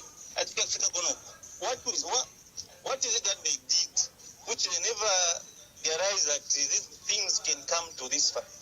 I think on that one also I've got a lot of question marks. Yeah, so Thank you, my brother. Thank you. Let me take the last call. Let me just take the last call now, the last call, and we can allow Honorable Sakwiba Sikota to answer and also wind up. Good evening. Please tell us your name and where you are calling us from and your last caller. I know people are calling. I wish to apologize. We can't take any more calls. I'm so grateful. Please make your contributions. Oh, good evening, Mr. Mwamba. This is Chauri. Okay. And I have one important question that is to ask you, this affects you from PF and also Mr. State Council. On the issue of organization, if you try to do retrospective and look back, you would find that some of these things which are happening, let's say dismantlement of PGF, these are some of the things which are kind of, can be blamed on ourselves, So what is it that you are doing to ensure that you are organized? Because if you remember, the death of Mao Samba faction came in because they have failed to reorganize, in the first place. And later on, Uka also is kind of going to the demise because of, again, failing to organize. Citizen First President even left the party because of that. Even you as PF, you left Uka because of kind of failure to organize. So what are you doing? Because every day crying foul doesn't help. You need to get organized and fight this animal which is there. You cannot fight if you are fighting yourself. You are weak. Thank you. Thank you, my dear brother. Thank you very much. I'm so sorry. We have to allow Honorable Sakwiba Sikota. He's been so gracious. There are so many calls. I apologize, callers. Please, let's just allow. I think, Honorable Chair, you have taken time to understand at least the views of Zambians about the unity of the position of the opposition and the state of the country. And also their despair, as you saw, everyone is anonymous.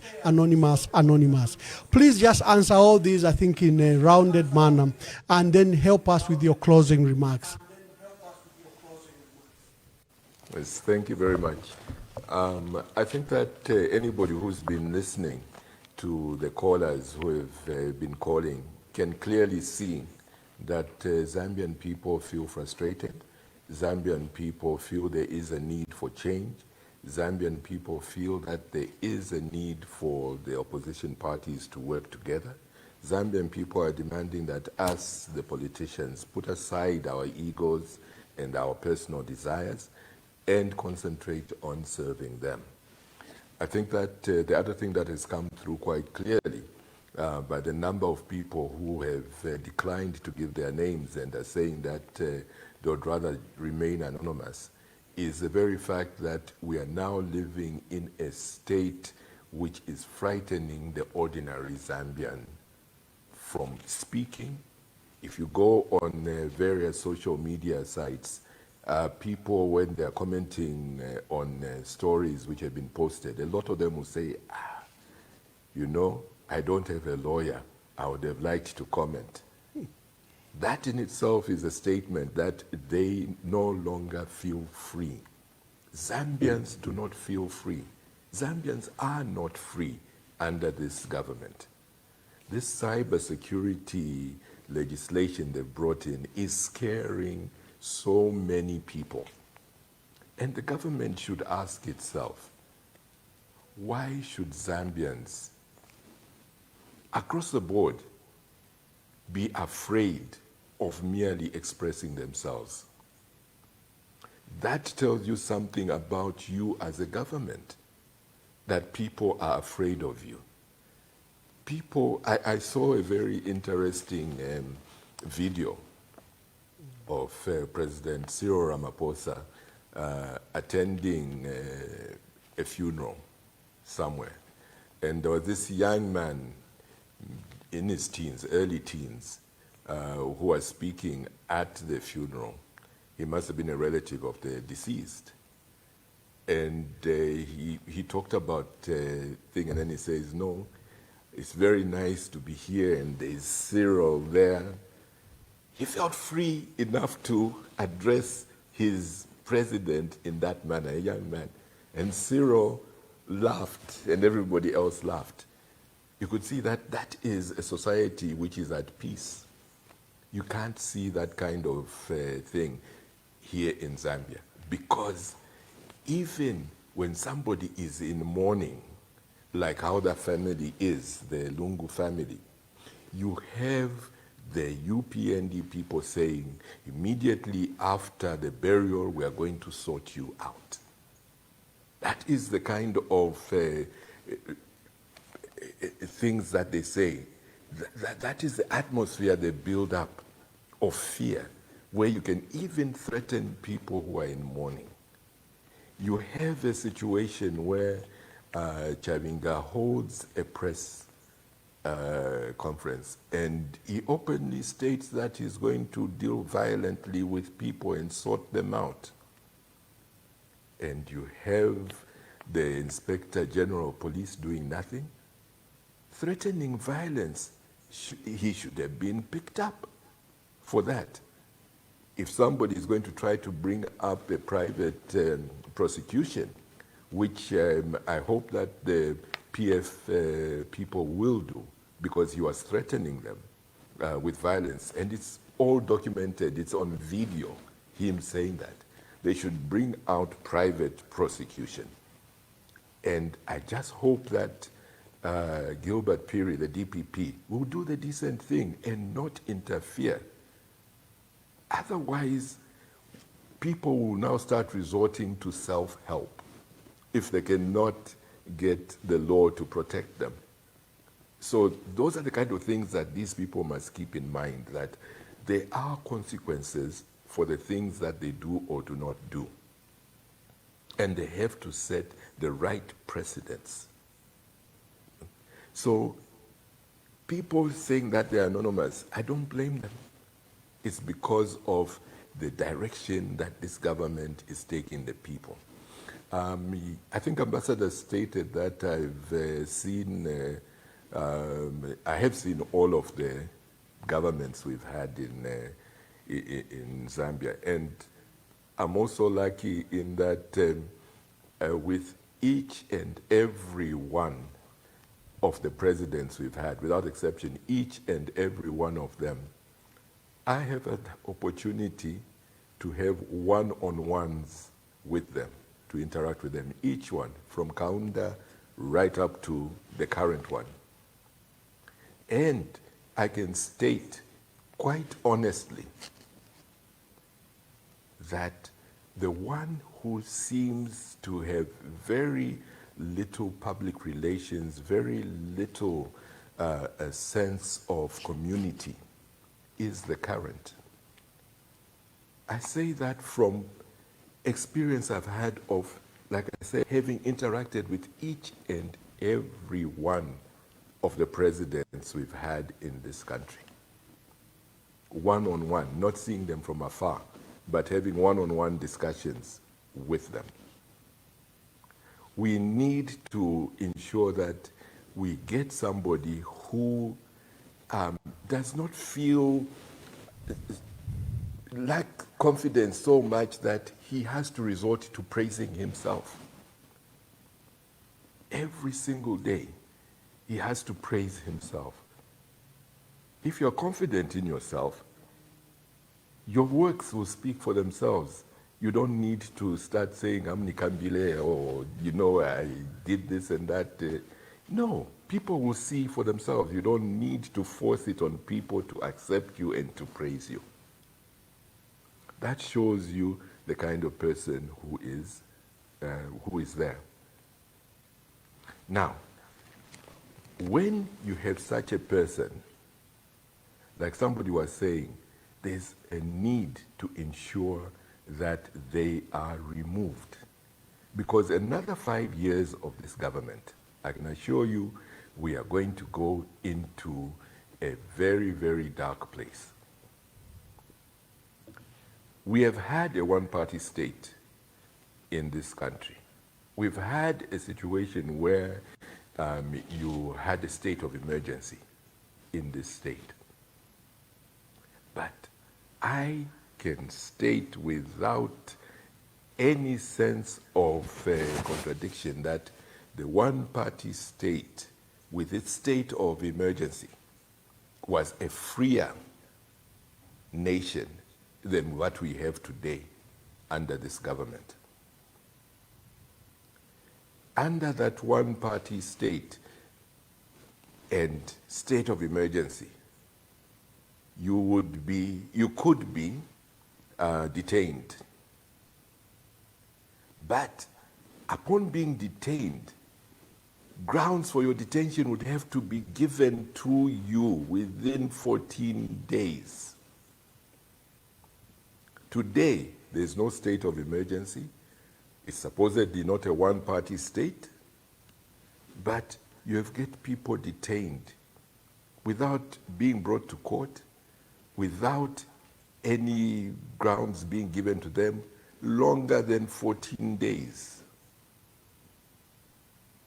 You have people who cannot be accounted for. There are those two examples which were given by one of the callers. And this is even without a state of emergency being in place. It shows you how bad the situation is. How can that be happening? There's no state of emergency. Somebody was saying that, are we afraid? No, we're not afraid. That is why you have people who are speaking out. That is why you see that as the opposition, even when they've got these cyber laws, we do have our protests. We protested after Honorable Mawonga's case, merely putting up paper banners, not hurling insults or anything. In fact, our mouths were sealed with tape. And the police violently came, grabbing the posters from us at the courts. And there's no state of emergency. Just shows you how bad the situation is. I think that the Zambian people deserve better. There is Bill 7, like some people were saying, and now this government saying that in spite of what the Constitutional Court has said, they'll still go ahead and bring back Bill 7. And this is a government which promised people that they would adhere to the rule of law. The rule of law demands that when there is a court judgment, you accept the court judgment, even if it went against you. That's what the rule of law means. It doesn't mean that you say you don't care about what the Constitutional Court said, and in spite of what they said, you're going to go against what they have ruled. That is a total breakdown on the rule of law. Imagine if everybody in Zambia took that stance that this government is taking, that what the courts say doesn't matter. You can do whatever you like. Just try to imagine what that would mean. There would be total chaos, anarchy.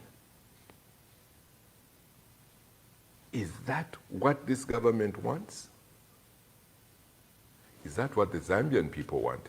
This government does want that, yes, it seems, but the Zambian people don't want that. So we have to make sure that we get rid of these people. It goes again to other institutions, not just the legislature, National Assembly, in terms of it being a letdown, in terms of being a check and balance to other arms. When you look at the Electoral Commission of Zambia that people talked about, I think that quite clearly we need to have a new Electoral Commission of Zambia, one which is truly independent. The current chair is not independent. I mean, there's so many pictures of her in UPND gear. There's people who have been advocates for UPND filling all the positions in there. Certainly, that does not give people confidence that the elections will be done fairly. You have mysterious contracts being given for people to print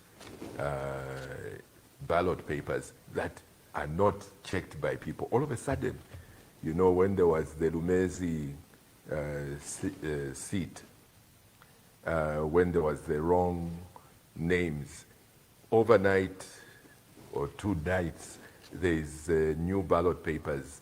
Nobody has had an opportunity to even verify them and so on. That should not be happening. You have an electoral commission which is telling people that you can't go dressed in certain party attire. I can let you know that us in the United Opposition have agreed that we are going to go to the Mfuwe by-election. And we're going to go and support the Socialist Party candidate. I'm going to go there and I'm going to wear ULP attire. This is what I've done very many times. If you remember, in 2006, ULP went into an electoral pact with the Patriotic Front. And I would go around and support President Sata in his campaign and at the same rallies. And at each and every one of those places I went, if you recall, I was adorned in United Liberal Party attire. Even when there would be flashing of political symbols, I would not flash the PF one, I would flash the ULP one. That is not the only time that I've gone to support somebody. In 2011, I went in support of Rupiah Banda and the MMD and went around the country with him. At all of the rallies where I went, again, I was not wearing MMD attire. I was wearing ULP. There's nothing wrong with that. Absolutely nothing wrong with that. And even the UPND itself, in the last election, their partners, they would wear, in the UPND alliance, they would wear and flash their symbols. There was nothing wrong with that, apparently, but now all of a sudden they say that that is wrong. That is the desperation that this government has. Everything that they were saying was bad when they were in opposition is now good. Everything they said they were going to do in opposition is now bad. An example of that is, for example, the very Cyber Security Act.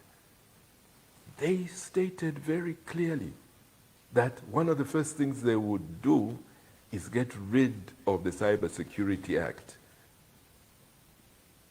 They come into power. What they do is to strengthen and make it even more harsh rather than getting rid of it. That's how insincere they are.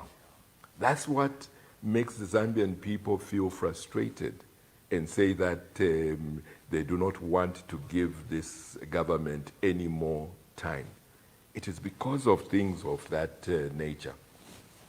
Now, some of the people were asking to say, what are you going to do when you come in, and how do we know that you're not just going to tell us good things like how this government did and then do the opposite?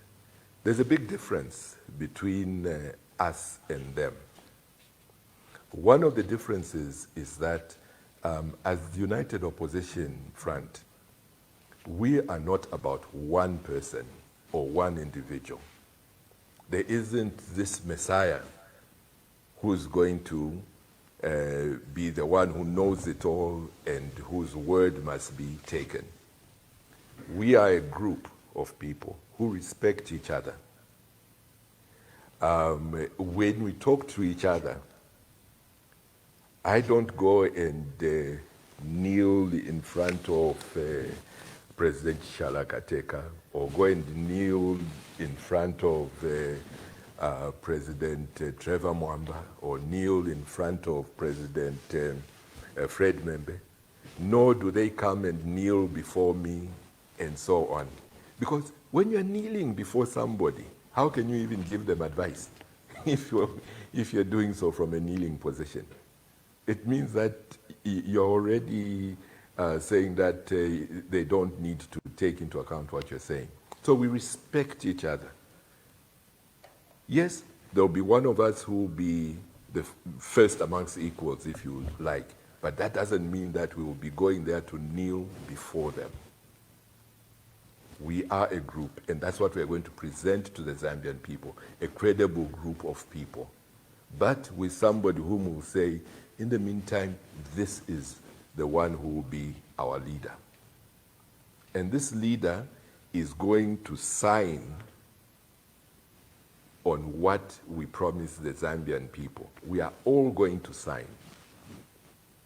So if Anonymous is our flag bearer, and then Anonymous decides that he's going to do things different from what we had agreed, we would immediately then have a situation like what President Chiluba faced when the 22 in MMD said they're resigning their positions as ministers and so forth, even as vice president, and because he's not doing what they agreed. All of us know that our colleagues will not just sit back, because we owe it to the Zambian people that what is promised is what will be delivered. So we will each be a check on each other to ensure that promises made are promises kept. So that is one big difference that there is between us and them. So you can be rest assured that the promises we'll make will be met. And we will not be making fantasy promises. We'll be making realistic promises, promises that we can actually deliver on, promises that we mean. There's a need for sincerity to come back into Zambian politics. There's a need for honesty to come back into Zambian politics. And that is something that I can assure you, us in the United Opposition Front will be giving you. There's somebody who was saying that those who will not be coming together, they should forget being supported. And I think that caller, I think it was one of the anonymous ladies who said that. I think she was right. The Zambian people are not going to give time to people who intend to go solo. The Zambian people are resolved that they want a group of people who show that they are not egotistical about themselves. They want a group of people who are willing to hold hands and work together. So those who are still considering going solo, my advice is that listen to the Zambian people. Listen to the Zambian people. That is the only way to go. Then there's the issue as well, which was raised about the audio. Yet again, I think that one of the last callers was talking about that statement that judges need to eat. A very, very unfortunate statement. A statement that can just not be left like that. And that is why earlier on I had said that the president needs to address the nation. Was Chavinga saying that because Zambian judges are being fed by him, so he thinks South African judges can also be fed by him? Is that what that means? Because Zambian people arising from that audio think that that is the message being put forward. So the president has a duty to clear this up.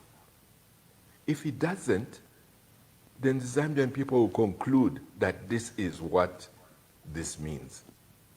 His own minister was amongst those who were there. She also has to come to explain to the Zambian people what was being said in that audio. Like I said earlier on, if their defense, their only defense is that that was AI, if they don't have the money for the forensic investigation and analysis of that to be done, us as the opposition will pay for it. They should not be afraid for a proper professional analysis to be done. And that is what will bring this down to being resolved one way or the other. They can't just wish it away. Being quiet will not make it go away. Being quiet, in fact, will make Zambian people believe that this is true and there must be other things that have not come to light which are just as bad. So from a public relations point of view, they need to take this issue of the audio seriously and to address it. There's so many issues which were raised, and I'm trying to remember if I've touched on most of them. No, I think, Honorable Chair, we can excuse you. I think you've had the feel of what the callers were saying, and I think you've given a general and in some cases particular answers. I think what must be understood is we have a nation in peril, in crisis, and the people of Zambia are looking up to you, the opposition. Just give your closing remarks, and I would like to thank you so deeply for spending so much time with us and with our dear audience. Yes, thank you very much. And like one of the people were saying, you're doing a great job. And I think that you must be commended for this program and the opportunity that you've given me and others to come and talk to the Zambian people. And I think that it also should make the Zambian people feel that all is not lost if you can have brave people coming up and talking to the things that need to be addressed in Zambia.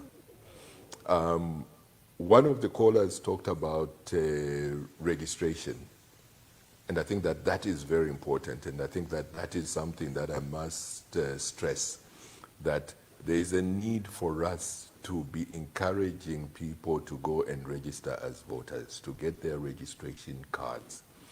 That this vote is probably the most important vote that has ever come up in Zambia's history. This is the most important. It is the most important because we have a government which is moving us away from democracy, a government which is very quickly whittling away the freedoms we have as Zambians. If we do not make that important decision in 2026, this trend will carry on. A trend where those who are seeing will be able to let you know that this is the worst that Zambia has been. In spite of this government claiming that for the first time in history, they talk about the wrong things. For the first time in history, we have a country where the majority of people feel that the government is not working for them. For the first time in Zambia's history, we have a situation where it seems that regionally we have no friends. For the first time in Zambia's history, when you go out, I was out recently, and you say you're from Zambia, they actually feel sorry for you. Some laugh at you. It's not like those days when if you go out and you say from Zambia, Mwanangwasa, or Kaunda. No, it's no longer like that. they laugh at us now. That shows you how low down we have gone in terms of how people view us.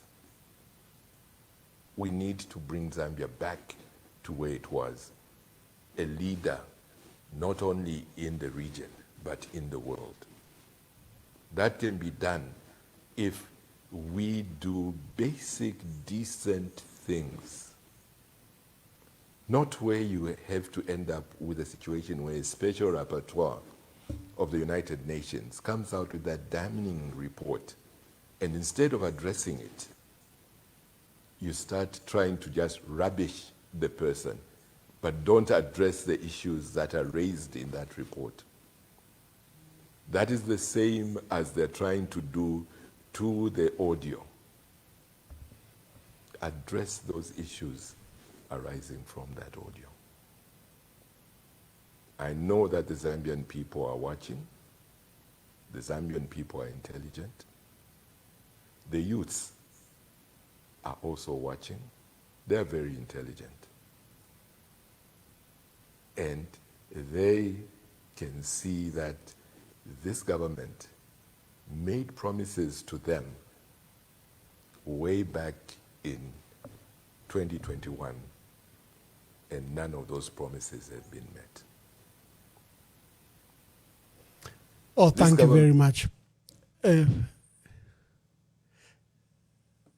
Its supporters, those are the ones who voted.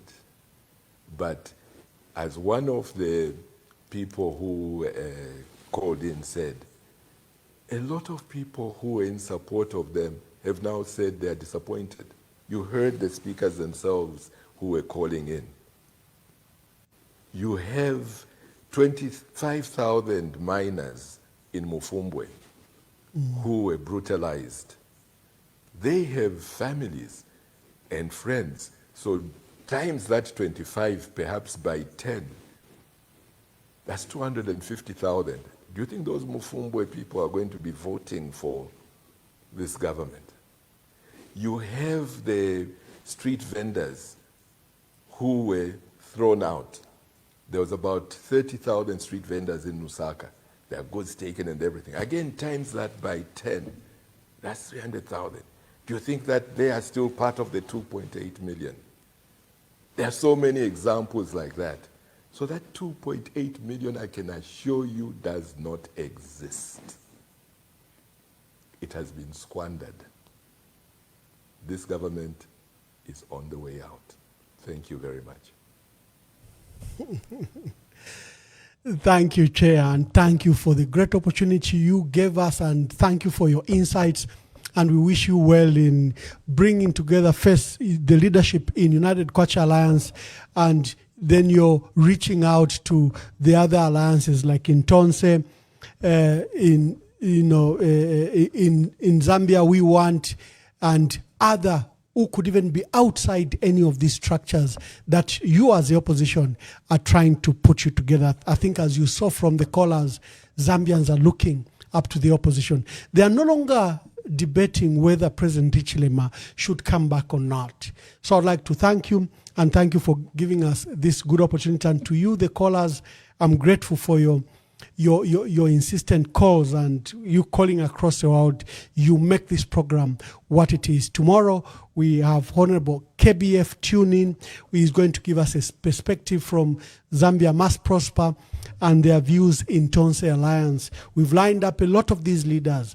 As Honorable Sakwiba Sikota has committed himself today, we want you to hear it from what they would call the horse's mouth. Hear it from themselves as you rely on the opposition to resolve the current crisis that is in our country. And I like what Honorable Sakwiba Sikota was saying. It's not about the removal of President Hakainde Hichilema which matters. It's what you do on the second day after he's gone. What do you do? I loved that. So God bless you, and we'll see you tomorrow, same time.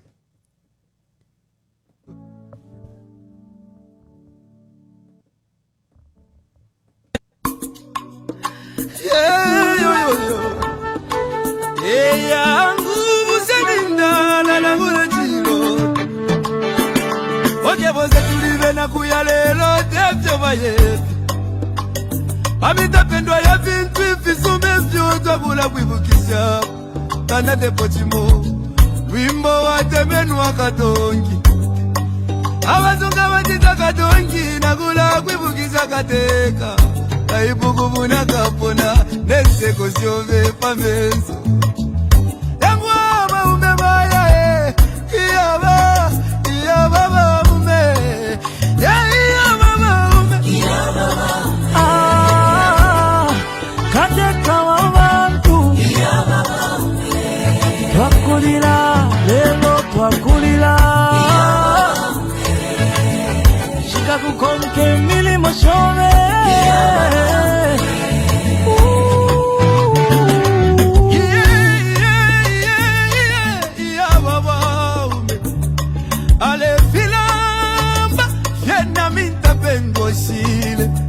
Eti kume mo pulo dolola vale lilo wingi Iseko wingi mwakwete Iseso wingi mwakwete Mwaya Mwaya mwende wino tata wesu Katushi muchi mwakege Mwali bomba kale Nomba mwatuja tulelilaki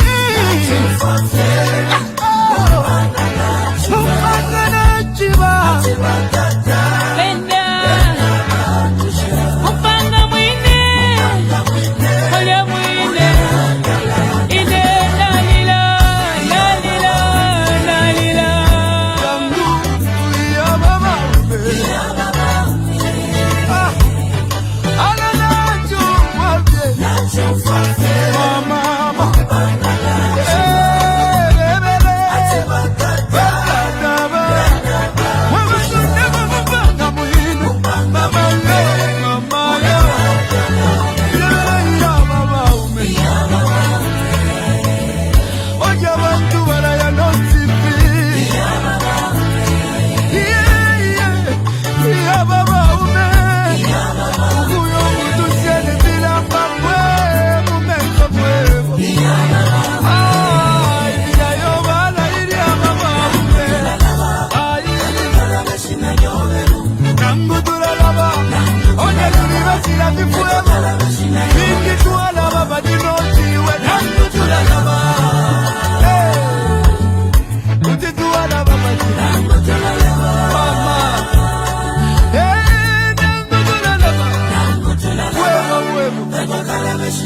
Ukula bebyo wachito bwingi Imisebo wapagiri obwingi Ukuchinjo lusako kumonebo busaka Mama Kutituwa na basiani Chagwa katuse